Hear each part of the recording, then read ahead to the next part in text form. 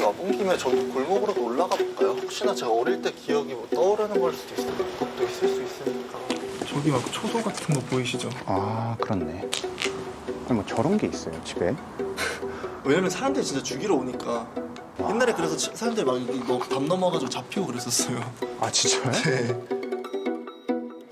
현관 비밀번호가 바뀌었습니다. 제11대 12대 대한민국 대통령이었던 전두환 씨의 자택입니다. 28살의 전우원 씨. 그의 할아버지는 전두환 씨입니다. 저는 오늘 이 자리에서 저희 가족이 아마 행하고 있을 범죄 사기 행각에 관련돼서 이를 밝히는 데 도움이 되고자 동영상을 찍게 됐습니다. 왜 폭로를 하기로 결심하셨나요? 전 자라면서 그렇게 세뇌를 받고 자랍니다. 민주화 운동은 폭동이다. 할아버님은 민주주의를 위해 싸우셨다. 저희 가족들 명의로 구매한 부동산이 엄청난 걸로 알고 있습니다. 같이 광주로 네. 좀 가는 일 네. 동행 취재를 좀 할까 했거든요. 당연하죠. 너무나 감사하고 감사해요. 궁금한 이야기 Y와 동행하기로 한 그가 지난주 화요일 한국에 도착했습니다. 저 같은 죄인을 받아주시는 광주 시민 여러분 정말로 감사드립니다. 네, 여기 있고요. 안녕하세요. 청주로 내려가시는 거는 마음이 변함이 없으세요? 저는 오늘 가는 게 맞다고 생각을 하는 게 그분들이 받은 고통을 제대로 알지도 못하면서 뭐라고 여기 뭐 사죄하러 오는지 이렇게 안 좋게 생각하실 수도 있는데 범죄를 저질렀으니까 광주에 오늘 소가 안 들어갔어요. 이렇게 늦게 오게 되어서 정말 진심으로 사죄드립니다. 혹시 들어가도 돼요? 그는 두려움에 떨고 있었습니다. 이 모든 과정이 저한테는 되게 무섭고 두렵고 누구도 시키지 않은 길을 스스로 선택한 전우원 씨. 대학교 졸업을 2020년도에 하고요. 파르티라는 전략 컨설팅 회사에서 일을 하다가 왔습니다. 14살에 미국으로 유학 간 뒤 명문대를 졸업한 그는 전두환 씨의 차남인 전재용 씨의 둘째 아들입니다. 제 형이랑 저네요. 맞죠? 이게 저예요. 옆에 계신 분은 그럼 제 형이고 저고 제 옷 입고 있는 거 보세요. 일반적으로 애들이 입고 있는 옷이 아니라 벌써부터 옷이 막 되게 막 불편하고 막 이렇게 막 큰어머니 그리고 이게 전재구 큰아버님 따님 일요일마다 가족들이 거의 무조건 모였어야 됐는데 저 어머니나 뭐 작은어머니 다 그분들이 다 이제 거의 시중 들듯이 거의 뭐 마피아 보스같이 이렇게 깍듯하게 해야지만이 살아남는 그런 구조였죠. 할아버지가 중시하시는 가치는 뭐가 있을까요? 복종. 우원 씨에겐 불편한 존재가 또 있습니다. 자신의 어머니를 두고 여배우와 외도를 한 뒤 미국에서 중혼을 했던 아버지 전재용 씨. 하지만 우원 씨는 사춘기에도 반항 한 번을 안 했다고 합니다.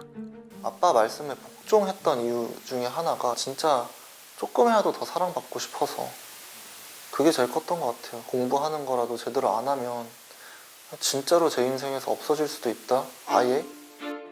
가족들의 사랑과 관심을 받기 위해 늘 얌전하고 순종적인 모습만을 보였다는 겁니다. 돈까지 다 가져가려고 한다고. 형이랑 우원이 남은 거 많이 없는데 그것까지 가져가려고 한다고요. 전재용 씨가 아들이 가진 비상장 주식을 새어머니에게 양도하라며 서명을 요구했다는 겁니다. 그 뒤 우울증에 시달리다 지난해 겨울 스스로 목숨을 끊으려 했다는 우원 씨. 그런데 우원이가 어렸을 때부터 아빠 제가 아파요 라는 말을 많이 했대요. 여기 와서 외롭다고. 근데 자살 시도를 했고 퇴원했을 때도 아무 연락이 없었던 걸로 알고 있어요. 진짜로 막 되게 서글펐던 기억이 있어요. 랑 바람이랑 바람은 계속 피고 저랑 재영은 거의 버린 아들같이 하면서 그리고 제가 진짜로 자살하려고 했을 때 한 번도 그거를 표현할 수 있는 부모님이 되어주지 못해서 그런 것도 되게 짜증났어요. 그들이 진짜 원망스러운 거 맞고 그래도 이왕 사는 거 진실을 한 명한테라도 더 알리려는 거고 일가에 대한 좌절과 분노 때문에 진실을 밝히겠다는 결심을 했다는 우원 씨. 학비를 저희 친할머니 이순자 씨께서 여러 번 보내주셨는데요. 거의 한 3만 불 가량 입금된 게 보이시죠? 3천만 원이 넘는 금액인데 은행에서 다른 지인분의 명의를 통해서 에듀케이션 피, 학비를 보내신 내역이 있고요. 수만 달러의 돈을 보낸 사람은 우원 씨가 전혀 모르는 사람들이랍니다. 이들은 누굴까? 가정부 셨거나 비서분들 아니면 진짜 지인분들 모든 비자금을 지인들을 통해서 세탁하셨어요. 도우미가 아니고 머리 필요할 때 잠깐만 오셨던 분. 낯선 이름 중에 한 명이 할머니 이순자 씨의 머리를 해주러 온 미용사라는 겁니다.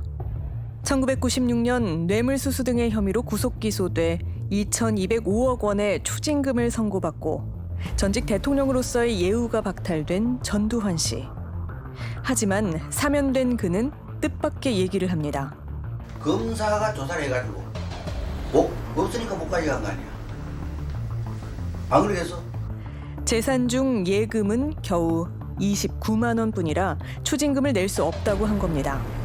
그의 아내 이순자 씨가 막대한 부동산과 채권을 소유하고 있지만 결국 922억여 원의 추징금을 내지 않은 채 숨진 전두환 씨. 그는 우리에게 직접 촬영한 동영상 하나를 보여줬는데요.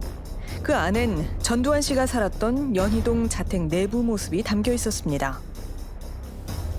여기가 이제 대문이라고 치면은 대문을 열고 딱 들어가 그리고 여기가 이제 경호원 쪽에 지금 건물이고 문을 열고 딱 들어가면은 계단이 막 이런 식으로 있어요. 이런 식으로 있어가지고 거대하게 엄청 거대하게 식사를 할 수 있는 공간이 있었어요. 진짜로 뭐 셰프들을 초청해서 요리를 시킬 때도 있었고 이 방에서는 미용실이었어요. 미용실. 아, 미용실이요? 네. 그래서 할아버지가 이제 머리 깎으시거나 아니면 할머니가 미용 받으시거나 여기 사람들 이렇게 불러가지고 그리고 여기 뒤쪽으로는 농구장. 아, 농구장이요? 농구장이 있고 마당 이쪽으로 가면은 수영장 쪽 끝으로 가면은 뭐 야외 스크린 골프 시설이 있습니다. 저택 내부에 설치된 스크린 골프장을 전두환 씨 내외는 무척 즐겼다고 합니다. 어딘가에 방 한 개 규모의 비밀방, 비밀금고 그곳에 현금이 가득했다고 하셨어요. 전두환 씨의 며느리이자 전재용 씨의 전처였던 어머니 최 씨가 목격한 비밀 금고가 있다는 겁니다. 엄마? 엄마 괜찮죠? 당근이지. 엄마 지금 너 저기 라이브가 뭔가 유튜브로 보고 있었어. 그 엄마 그 금고 관련돼서 엄마 말씀하셨잖아요. 그러니까 예를 들면은 소처럼 쭉 이렇게 할머니 옷장이 양쪽에 있어. 하여튼 그런 옷장인지 뭔가 있는데 그거를 쫙 밀면은 벽이 회전을 했어. 보통 은행에 가면 이렇게 대형 금고 이런 데 보면 핸들이 운전하는 거 좀 핸들이 있거든. 엄마 아빠 자는 방도 또 크기 정도 됐었고 거기 벽에 다 막 현금만 가득 있었어. 할아버지 서재 벽에 있는 장에도 온통 현금이 가득했고 항상 비서들이 보스턴백에 현금을 몇 억씩 받고 왔다고 하시네요. 라는 비서분 포함해가지고 비서분이 5분 이상 계셨고 그분들에게 다 목동 아파트 한 채씩 사줬다고 하시네요. 집에 김환기 화가의 대표작 화랑 그림 문짝 2개만 하고 몇십억짜리가 집에 있었던 거. 현금은 물론 수십억 원의 미술품까지 집안에 보관하고 있었다는 전두환 씨. 하지만 이상합니다.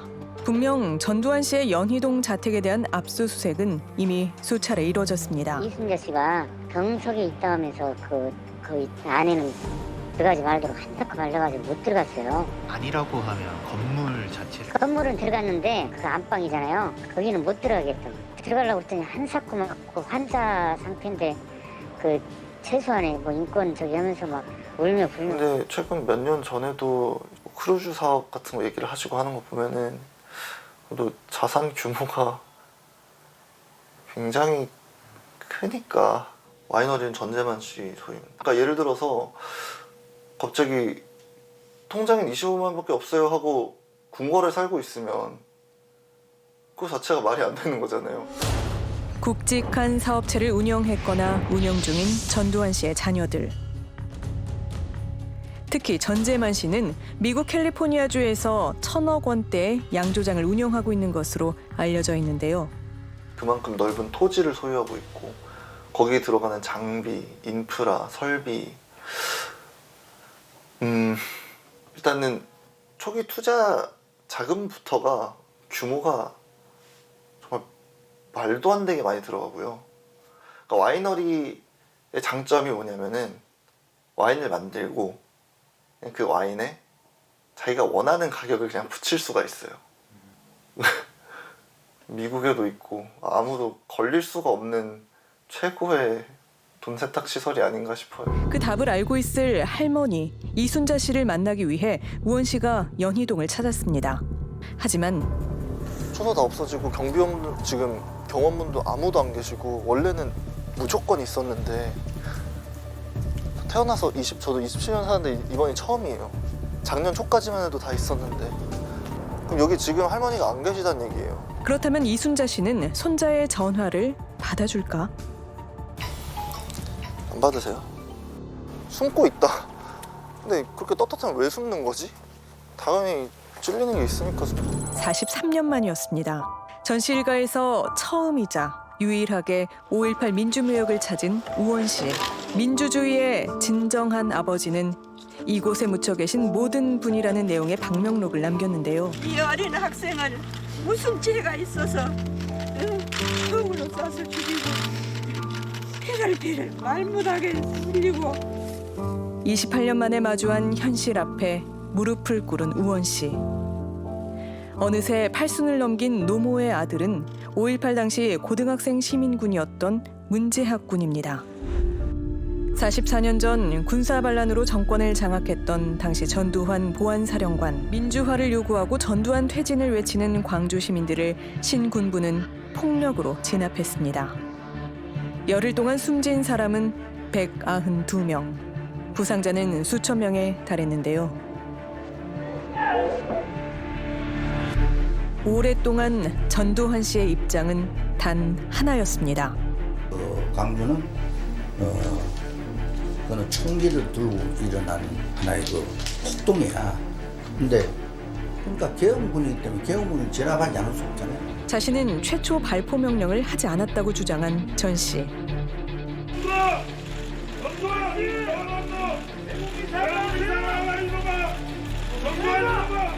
끝내 그는 희생자들에게 사과 한마디 없이 세상을 떠났는데요. 손자의 행보는 달랐습니다. 희생자들의 비석을 닦고 기도를 한 우원 씨. 그날 오후 그가 누군가의 집을 찾았습니다. 감사합니다. 어디로 가는 댕긴다 못 알아 또. 손을 맞잡으며 반갑게 맞아준 이근래 씨. 거동이 불편해 묘지를 찾지 못한 그녀의 아들 역시 43년 전 5월에 숨졌습니다. 너무너무 고맙소 정말로. 이 자신의 우러나서 했으면 너무나 고마워. 장남아버지 뭐 아버지 같은 사람도 비춰보도 안 하고 말한 적도 없었는데 우리 새끼는 어떻게 죽었는지 아요. 26일 날 엄마 돈 2만 원만 주면 안 돼. 왜 뭐 달라고 그럴게는. 친구들이 저라고 있는 게 밥이라도 한 끼리 사서 미일 날에 둘이만 2만 원만 주라게 그래 줬지 이제. 줬지. 그럼 갖고 가갖고는 그날짜리 재패갖고 27일 날에 새벽에 뚱뚱기리고 난리해갖고 죽어버렸지. 다음 날 도청 앞으로 아들을 찾으러 간 어머니는 처참하게 훼손된 시신 한 구를 마주했다고 합니다. 그러고 얼굴을 딱 걷었어요. 걷은 게 오면 무성적이 어찌든가 너들너들해갖고 이 없어 얼굴이 없어갖고 이 머리만 여 뒤통수 머리만 있어요. 여기서 여기 결혼한 3개만 했었다. 3방. 그래갖고 압이 터져버려 나가고 압이 나가고 그래서 우리 얘기 아니다고 내가 어디에서 아니다 얘기했어요. 너무 죄송하고 모르는 것도 죄고. 그만해. 아유 그만하세요. 그만해. 너무 죄송해요. 그래서 나는 부탁한 거에 그것밖에 안 부탁해요. 마음만 변하지 말고. 네, 얼른 가세요.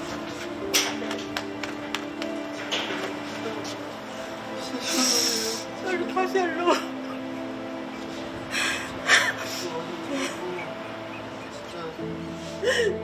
얼른 가세요. 감사합니다. 네, 얼른 가세요. 얼른 가. 결국 우원 씨도 근래 씨도 울음이 터지고 마는데요. 오영아.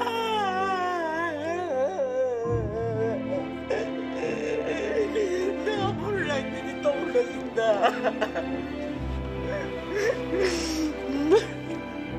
한참 동안 근래 씨의 집을 올려다보던 우원 씨가 떼어지지 않는 발걸음을 옮깁니다. 전재용 씨한테 최대한 많이 물어봤는데 물어볼 때마다 광주는 폭동이고 북한군들에 의해서 이제 선동을 당한. 그때 그 헬기 사격 관련돼서 저희 가족들이 얘기하는 거를 많이 들었었는데 말도 안 되는 얘기라고 그냥 다들 얘기를 했죠. 저랑 이번에 룸메이트 같이 했던 친구, 너의 가족이 실제로 잘못한 거 맞다고, 네가 알고 있는 사실이 아니고, 그런 걸 얘기해주면서 그때 감정적으로 처음으로 저도 5.18 관련돼서 지인이랑 얘기를 해본 거였거든요. 그때 처음으로 느낀 거 같아요. 이게 진짜 내가 잘못 생각하고 있었구나. 혹시 여기 인터폰 한 번만 올려봐도 돼요? 전재용 씨 아들인데. 네, 아는데. 아들인데 안 돼요? 하지 말라 그랬어요, 아들 오면은? 아니, 그런 얘기는 없었어요. 그러면 한 번만 올려보고 안 받으면 갈게요, 그냥. 네. 저희 보고 그냥 올라가는데 1분 걸리네. 1시간 넘게 연락을 시도했지만 전재용 씨는 전화조차 받지 않았습니다. 평생 저한테 실망만 남겨주신 분이라 별로 놀랍진 않아요, 이 한치가 아니에요. 그런데 떠날 무렵 전재용 씨에게서 문자 메시지가 왔습니다. 취재진 없이 혼자서 찾아오라는 겁니다. 다른 사람이 알아서는 안 될 사정이라도 있는 걸까? 우리는 전재용 씨를 직접 만나 아들의 폭로에 대한 사실관계 확인과 입장을 들어보기로 했습니다. 그는 이번에도 문자 메시지를 보내왔습니다. 입장도 면목도 없다고 한 전재용 씨. 목적 없는 사죄의 입장을 밝혀왔습니다. 우원 씨가 재학군의 어머니 길자 씨를 만났습니다. 식사는 하셨어요? 예, 점심 먹고 네. 장어탕을 끓여갖고 장어탕 먹었어. 네, 너무 맛있었겠다. 다음에 오면은 연락 미리 하면 내가 장어탕 끓여야죠. 아 진짜요? 네. 다음에 왔을 때 연락드리겠습니다. 네. 아 저야 뭐. 희생자들과 한 번이 아닌 여러 번 만나 사죄하고 싶다고 했던 우원 씨. 두 번째 만난 그에게 길자 씨가 선물 하나를 건넵니다. 소설. 아, 예, 이거 네. 정말 얘기 많이 들었어요. 네. 우리 자기가 하는 거 다 거기 적어줬어. 5.18 민주화 운동에 대한 내용이 적힌 소설책인데요. 두 사람이 다시 찾은 곳은 재학 씨의 묘지 앞입니다. 차분하게 다시 듣는 그날 이야기에 우원 씨의 고개가 다시 떨궈지는데요.